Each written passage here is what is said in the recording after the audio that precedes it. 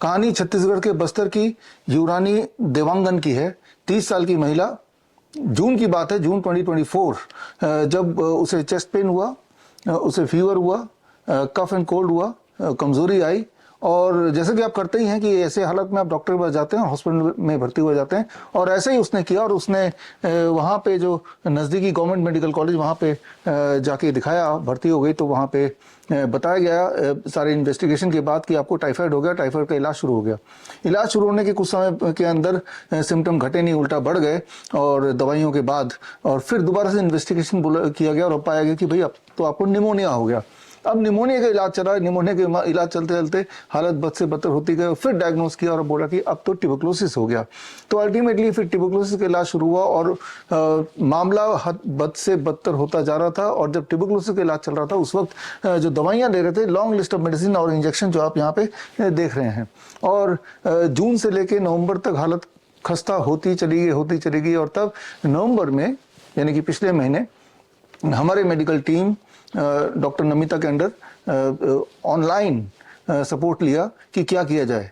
और online support लेने के बाद 10 दिन के अंदर, जस्ट इन 10 डेज, सारे के सारे सिम्टम्स गायब हो गए, दवाइयाँ सारी समाप्त हो गई, और इवन द मेडिकल रिपोर्ट्स वो भी अब ठीक ठाक आ गए और पूरी तरह से वो स्वस्थ हो गई। मैं आगे मिलाऊंगा पेशेंट से, लेकिन उससे पहले क्या किया पेशेंट ने या डॉक्टर नमिता ने क्या क्या प्रोटोकॉल बताया, वो सब समझना आपके लिए ज़रूरी है। क्योंकि अगर आपको किसी भी तरह का इन्फेक्शियस डिजीज़ है, या हो गया या हो जाए, तो क्या नहीं करना और क्या करना, ये समझना आपके लिए ज़रूरी है। तो इससे पहले कि मैं उस पेशेंट से मिलाऊं कि वो अपनी जुबानी अपनी कहानी बताए, एक छोटा सा साइंस जो आपको समझना होगा।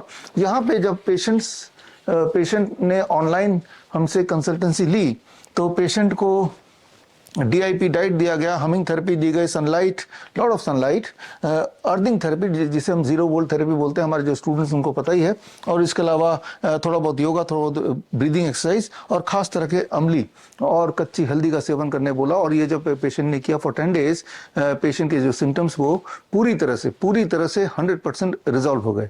तो यहाँ साइंस को अगर समझेंगे तो आपको लगेगा कि किसी भी तरह का इन्फेक्शियस डिजीज का आप आराम से मुकाबला कर सकते हैं, और 1 हफ्ते 2 हफ्ते, हद से 3 हफ्ते में पूरी तरह से आप ठीक हो सकते हैं।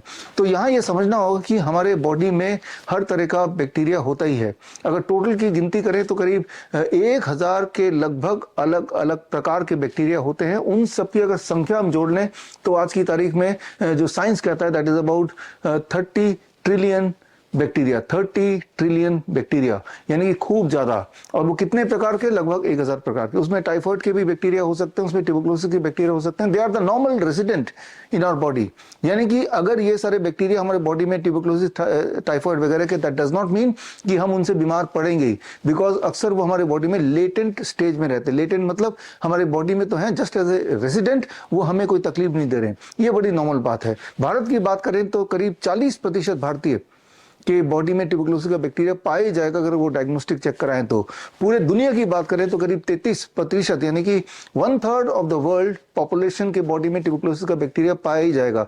अगर टाइफाइड की बैक्टीरिया की बात करें तो करीब 5%, यानी कि हर 100 में से 5% हेल्दी लोगों के बॉडी में at any point of time typhoid का बैक्टीरिया होता ही है। तो किसी बैक्टीरिया के होने का मतलब नहीं कि जब हम बीमार पड़ेंगे तो वही वाला बैक्टीरिया रिस्पॉन्सिबल होगा। लेकिन जब डायग्नोस्टिक में आता है कि टाइफाइड, तो डॉक्टर अपने आप ही अज्यूम या प्रिज्यूम कर लेता है कि यही वाला बैक्टीरिया जिसकी वजह से ये सारे सिम्टम है, और पूरी तरह से उस बैक्टीरिया के खिलाफ एक वॉर शुरू हो जाता है, एंटीबायोटिक ड्रिल शुरू हो जाती है। ये समझना होगा आपको कि आज की तारीख में 2016 ऑनवर्ड्स ऑफिशियल हो चुका है कि जितने सारे एंटीबायोटिक्स हैं वो सारे पूरी तरह से खत्म, यानी कि वो सारे बॉडी के लिए बेअसर हो चुके हैं। वो बॉडी पे अब काम नहीं कर सकते, बिकॉज जितने तरह के बैक्टीरिया, वो मैंने बताया आपको 1000 तरह के बैक्टीरिया लगभग टाइप ऑफ बैक्टीरिया बॉडी में रहते हैं, वो सारे अब तक म्यूटेट हो चुके हैं। यानी कि उन सारे बैक्टीरिया को पता चल चुका है कि इस तरह के एंटीबायोटिक का सामना कैसे करें। म्यूटेशन का मतलब क्या है ये आपको समझाना होगा। मान लीजिए आपके सामने एक भालू आ रहा है, आपका दुश्मन, और आपको उस भालू को मारने के लिए बंदूक उठाते हैं, और जब तक बंदूक उठा के निशाना बनाते हैं तब तक वो भालू म्यूटेट होकर मच्छर बन जाता है। तो जिस टूल से, जिस हथियार से आप भालू को मारना चाहते हैं या मार सकते हैं, वही वाला हथियार मच्छर को नहीं मार सकता, क्योंकि भालू म्यूटेट होकर मच्छर बन गया। लेकिन मच्छर को मारने के लिए आपने एक इलेक्ट्रिक रैकेट उठाया, और जब तक आपने इलेक्ट्रिक रैकेट उठाया वो मच्छर तब तक म्यूटेट होकर चिड़िया बन गई। अब चिड़िया को अगर मारना हो तो आपको वो मच्छर का रैकेट काम नहीं आएगा, हो सकता है कि आपको कोई और टूल लेना पड़े। तो मेरे ख्याल से आप समझ गए होंगे कि म्यूटेशन का मतलब क्या होता है। यानी कि इंसानियत ने, ह्यूमैनिटी ने एंटीबायोटिक्स को इतना ज्यादा यूज किया कि इतने ज्यादा यूज करते करते जो अदर स्पीसीज है, बैक्टीरियल स्पीसीज, क्योंकि उनको भी किसी न किसी रूप में आपके बॉडी में रहना है, तो वो म्यूटेट होते चले गए। तो फिलहाल जो अभी अवेलेबल मार्केट में एंटीबायोटिक्स हैं वो बिल्कुल बेअसर है हमारी बॉडी पे, लेकिन उनका जो साइड इफेक्ट वो जरूर हमारे बॉडी पे काम करता है, यानी कि हमारी बॉडी को बद से बदतर बना सकता है या बनाता है। तो मतलब ये हुआ कि एक तो पहले से ही पेशेंट बीमार है, ऊपर से एंटीबायोटिक की डोज से हम उस पेशेंट को और बीमार कर रहे हैं। और ये तो हुई एक बात। और दूसरी बात, ये कैसे पता चलेगा कि कौन से बैक्टीरिया से आप पीड़ित हैं या कौन सा बैक्टीरिया रिस्पॉन्सिबल है। यहाँ पे दो शब्द आपको याद रखने पड़ेंगे। एक तो होता है लेटेंट। लेटेंट मतलब कि आपके बॉडी में वो इन्फेक्शियस एजेंट बैठा तो है, जैसे 40% भारतीय हेल्दी इंसान, हेल्दी भारतीय इंडिविजुअल के बॉडी में बैक्टीरिया, ट्यूबरकुलोसिस का बैक्टीरिया रहता है, बट वो आपको कोई तंग नहीं कर रहा, they are just a resident, a passive resident. लेकिन दूसरा वर्ड जो आपको याद रखना पड़ेगा, दैट इज एक्टिव। और कभी कभी जब हमारा बॉडी का होम्योस्टेसिस यानी कि बैलेंस बिगड़ जाता है, या हमारी बॉडी की इम्यूनिटी कमजोर हो जाती है, तब उनमें से, उस 1000 प्रकार के बैक्टीरिया में से कुछ शरारती बैक्टीरिया बन जाते हैं, कुछ की तादाद बढ़ जाती है, जिसकी वजह से हमारे बॉडी में what we know as infectious disease होने लगता है। यानी कि फीवरिश होने लगता है, कफ एंड कोल्ड होने लगता है, चेस्ट पेन होने लगता है, वीकनेस होने लगता है, वॉमिटिंग होने लगती है। ये सारे सडनली वो दिखने लगते हैं, सडनली दिखने लगते हैं, तो इशारा जाता है कि कोई ना कोई बैक्टीरिया या कोई ना कोई इन्फेक्शियस एजेंट, कोई ना कोई वायरस हम पे हावी हो रहा है। लेकिन वो कौन सा वाला है, आज तक भी ऐसा कोई डायग्नोस्टिक टूल नहीं बना जिससे ये पिन पॉइंट किया जाए कि कौन सा वाला बैक्टीरिया इसके लिए रिस्पॉन्सिबल है। हाँ, ये तो पता कर सकते हैं कौन कौन से बैक्टीरिया की बॉडी में है, बट उस बॉडी में होने का मतलब ये नहीं डिसाइड कर सकते कि वो लेटेंट वाला है कि वो एक्टिव वाला है। यानी कि अगर आपके बॉडी में बैक्टीरिया पाया गया और आपको कुछ ना कुछ इन्फेक्शियस डिजीज के सिम्टम है, तो जरूर नहीं कि वो बैक्टीरिया ट्यूबरकुलोसिस वाला ही हो या टाइफॉइड वाला ही हो। जिस प्रकार रेलवे स्टेशन में दिखने वाला हर लाल शर्ट वाला आदमी जरूर नहीं कि कुली ही हो। कुली के कपड़े का रंग लाल होता जरूर है, लेकिन अगर हर लाल शर्ट वाला कुली बनना ही पड़ेगा या कुली होगा वो आपका सामान उठाएगा ही, ये कोई जरूरी नहीं है। ठीक उसी तरह से ट्यूबरकुलोसिस के बैक्टीरिया का होना ही अपने आप में सफिशिएंट नहीं है डिसाइड करने के लिए इलाज का प्रोटोकॉल कि भाई इसी से हम बीमार पड़े हैं और इसी को मारना तभी हम ठीक हो पाएंगे। लेकिन अभी तक का जो स्टैंडर्ड मेडिकल इंडस्ट्री का प्रोटोकॉल वो यही है। इसीलिए आपने देखा होगा कि जब किसी को इन्फेक्शियस डिजीज हो जाता है, उसके बाद एंटीबायोटिक्स पे आते हैं, तो उसको या तो ठीक होता ही नहीं या उसको ठीक होने में काफी लंबा समय लग जाता है। लंबा समय लग जाता है इसका मतलब ये नहीं कि वो एंटीबायोटिक की वजह से ठीक हो रहा है, इन स्पाइट ऑफ एंटीबायोटिक ठीक हो रहा है। यानी कि बॉडी को अब दो चीज से लड़ना होता है। एक तो जो बॉडी में इन्फेक्शन फैल गया है उससे बॉडी लड़ती है, आपकी इम्यूनिटी लड़ती है, और दूसरा वो जो एंटीबायोटिक का साइड इफेक्ट उससे लड़ती है। इसीलिए आपको बहुत ज्यादा समय लगता है ठीक होने में, या कई बार इंसान ठीक नहीं हो जाता, उसकी मृत्यु हो जाती है। तो अब आते हैं आज के इस केस स्टडी में। मैं आपको इसी वीडियो में आगे मिलाऊंगा यूनानी से, उसके जुबानी आप सुनेंगे उसकी कहानी, लेकिन उससे पहले थोड़ा सा साइंस और सॉल्यूशन जान लेते हैं कि यूनानी ने क्या किया और आपको क्या करना है अगर कभी इन्फेक्शियस डिजीज किसी तरह का हो जाए तो उसके लिए मैं ये मॉडल आप थोड़ा यूज करना चाहता हूं।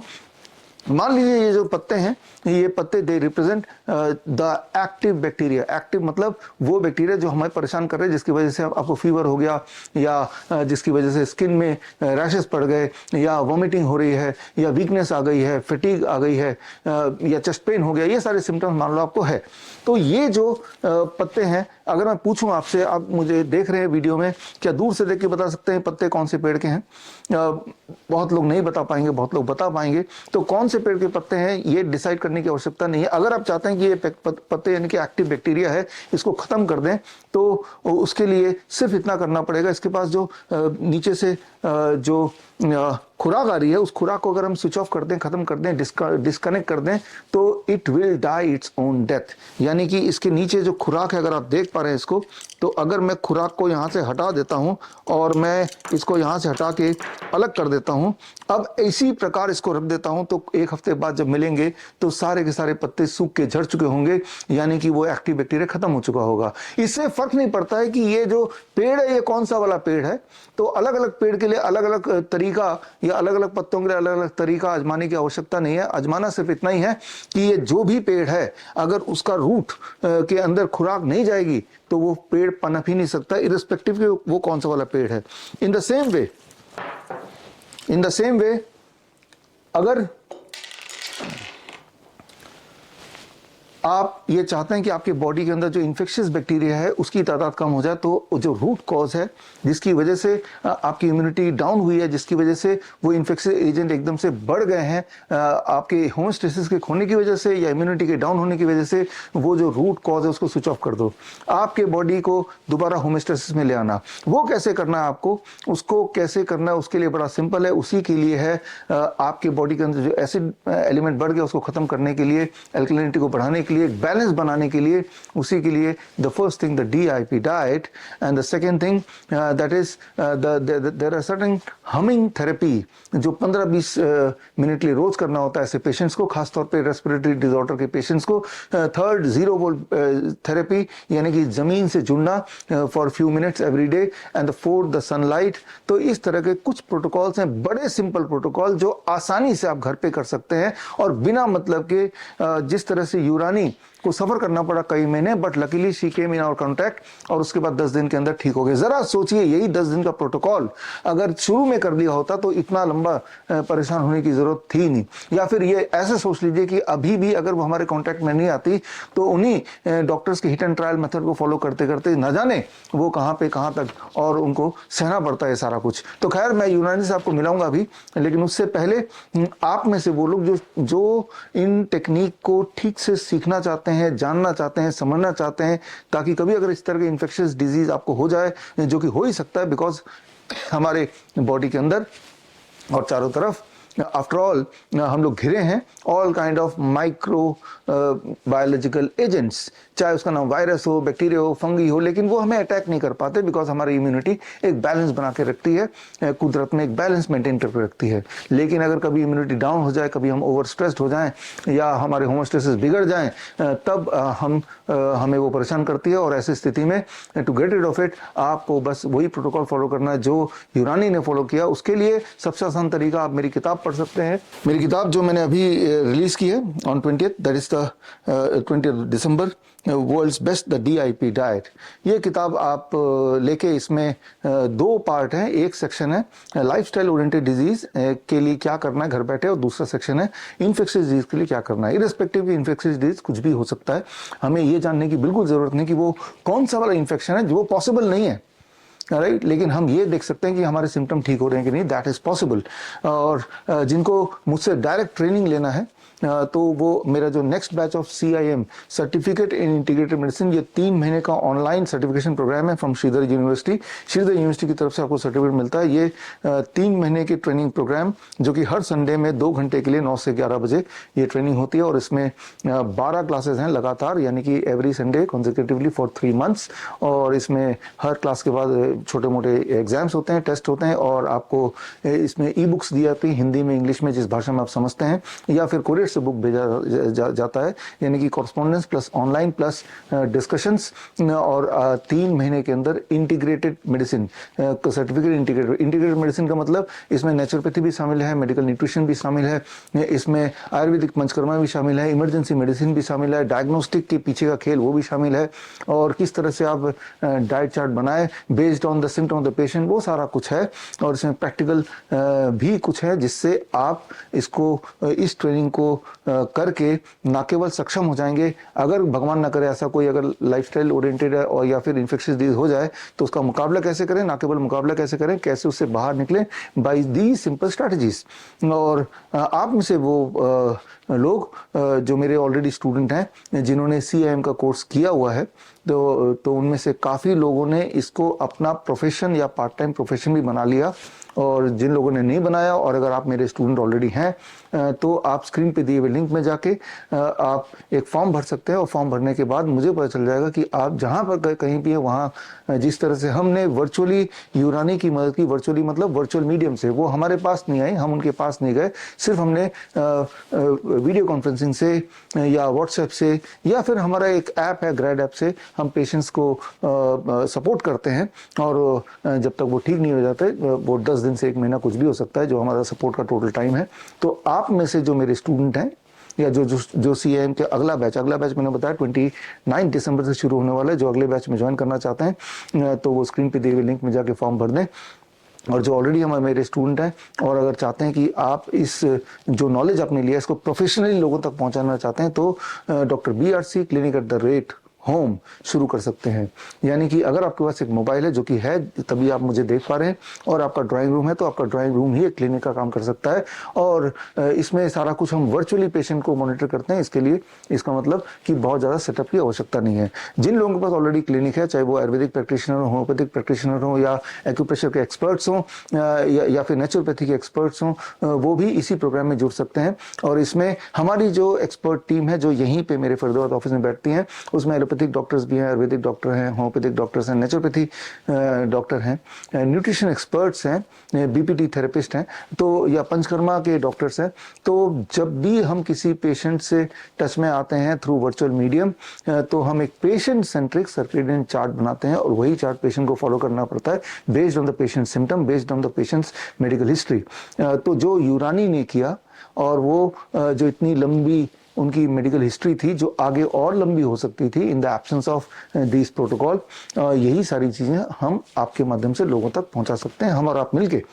तो खैर, ये तो थी यूरानी की कहानी, जो शुरू में काफ़ी ज़्यादा डिसअपॉइंटिंग थी because of all those antibiotics जो कि उनको बोले गए, खूब सारे टेस्ट उन पे कराए गए, और यानी कि हालत बद से बदतर होती चली गई, इंजेक्शन पे इंजेक्शन लगते चले गए, पैसे पे पैसा भी खर्चा होता चला गया by various for various reason, चाहे वो डायग्नोस्टिक के नाम पे, चाहे घर पे बैठने के नाम पे, क्योंकि जब एक इंसान बीमार पड़ता है तो उसकी जॉब भी छूटी जाती है। तो अब वो पूरी तरह से बाहर निकल आई है, और यूरानी ये चाहती है कि भाई उनकी कहानी आप तक पहुंचे। तो इसीलिए यूरानी ने हमारे डॉक्टर संजू से बातचीत की। तो इसी वीडियो में आगे आप अभी मिलिए यूरानी ने क्या कहा, और मुझे उम्मीद है कि उसकी कहानी से आप प्रेरित होंगे, और आप ये समझ जाएंगे the best way to keep ourself healthy is by being your own doctor. उसका पहला स्टेप, जैसे मैंने आपको बताया, you can read the book, ये बुक आप ले सकते हैं हमारे वेबसाइट से। और दूसरा स्टेप, जिनको और डिटेल में जानना है, they can join my training program the CAM course, और जिसको इसको प्रोफेशनली करना है, और जो मेरे स्टूडेंट ऑलरेडी बन चुके हैं, they can go for our program doctor BRC clinic at the rate home, ताकि आप और हम मिलके यूरानी जैसे लाखों और कहानियां, सक्सेस स्टोरीज क्रिएट कर पाएं। तो खैर, अभी इस वीडियो में मिलते हैं आगे यूरानी से। हेलो, नमस्कार, कैसे हैं आप? नमस्ते मैम। मैम अभी तो बहुत ठीक हूँ। ओके, पहले से बहुत। यूरानी देवांगन, राइट? जी मैम। 30 इयर्स आपकी एज है, आप छत्तीसगढ़ से बिलोंग करते हैं। जी मैम। ओके, तो अभी आपने खुद को ठीक किया है। आपको TB, ट्यूबरकुलोसिस की शिकायत थी, तो आप जी अपनी जर्नी हमें बताएंगे, आपने कैसे कैसे अपने आप को ठीक किया है, कैसे कैसे आपने हमें कांटेक्ट किया, आपको सबसे पहले क्या दिक्कतें थी? मैम स्टार्टिंग में तो मतलब कुछ महीने पहले बोलना चाहिए, 6 महीने पहले मेरा टाइफाइड स्टार्ट हुआ था मैम। फीवर आ रहा था, तो मैंने हॉस्पिटल में जाकर टेस्ट करवाया था, तो टाइफाइड निकला हुआ था। फिर टाइफाइड से भी उसका भी ट्रीटमेंट चला मैम, लेकिन ठीक नहीं हुआ, आराम नहीं मिला बोलना चाहिए। फिर उसके बाद डॉक्टर ने बोला कि एक बार आप वेट भी लॉस हो रहा था उस टाइम पे, तो बोले कि एक बार निमोनिया का टेस्ट करवा लो। एक्सरे कराया उन्होंने, तो एक्सरे में फिर निमोनिया आया मैडम। फिर निमोनिया से उसमें भी आराम नहीं मिला, तो उन्होंने बोला कि स्पुटम का टेस्ट करवा लो करके। तब जाकर मुझे पता चला कि ट्यूबरकुलोसिस डायग्नोस हुआ है करके। ओके, और डेटा। आप मेडिसिन जब ले रहे थे तो आपको बहुत ज्यादा वॉमिटिंग्स भी हो रही थी? जी मैम, वोमिटिंग बहुत ज्यादा हो रहा था, और बहुत ज्यादा वीकनेस लगने लगने लगा मैम उसको, मेडिसिन को ली तो। क्या बहुत क्या होता ज्यादा। था आपको? डिस्कम्फर्ट्स क्या क्या थे? जैसे वीकनेस थी, फीवर आपने बताया, और क्या क्या था? जी मैम, लूज मोशन होने लगा फिर उसके बाद बहुत ज्यादा, और वॉमिट होने लगी थी बहुत ज्यादा। ओके। और उसके बाद आपने क्या किया?